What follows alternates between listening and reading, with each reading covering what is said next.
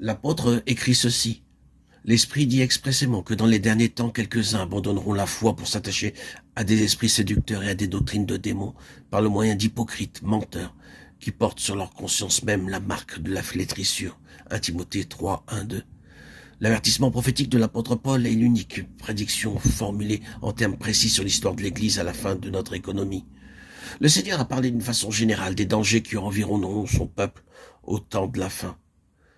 Et Paul, dans son épître aux Thessaloniciens, décrit l'apostasie finale et les séductions mauvaises de l'homme de péché.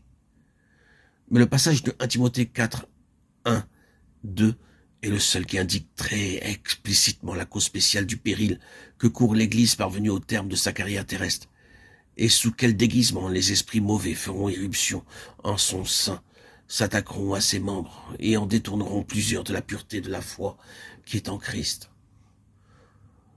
Le Saint-Esprit, dans le très bref message qu'il communique à l'apôtre, décrit le caractère et l'œuvre des mauvais esprits. Par là, il reconnaît leur existence, les efforts qu'ils dirigent contre les croyants, la nature de ces efforts, qui est de séduire. Enfin, ils prédisent que le résultat de leur séduction, ce qu'il en aboutira, leur finalité, détourner les croyants de la foi en Christ et de tout ce qui implique cette foi donnée au saints de façon définitive.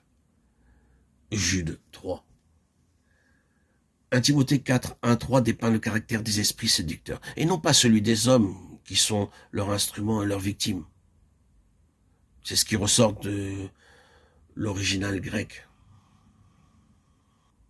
où il est rapporté que le caractère des esprits séducteurs était leur enseignement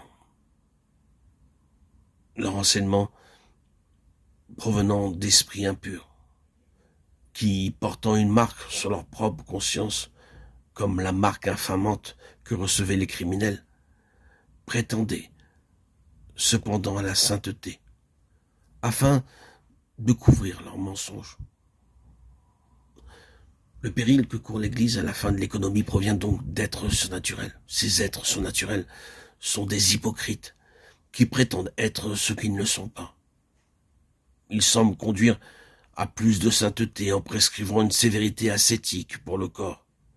Mais au demeurant, ils sont eux-mêmes impurs, souillés, et ils communiquent leur corruption à ceux qu'ils ont réussi à séduire par leur seule présence. Car où ils ont réussi à séduire, ils ont pris possession. Et tandis que le croyant séduit et induit en erreur s'imagine être plus pieux, plus sanctifié, plus affranchi des besoins charnels, il est en réalité souillé par la seule présence de ces esprits hypocrites qui, sous le couvert de la sainteté, gardent leur position et dissimulent leur activité.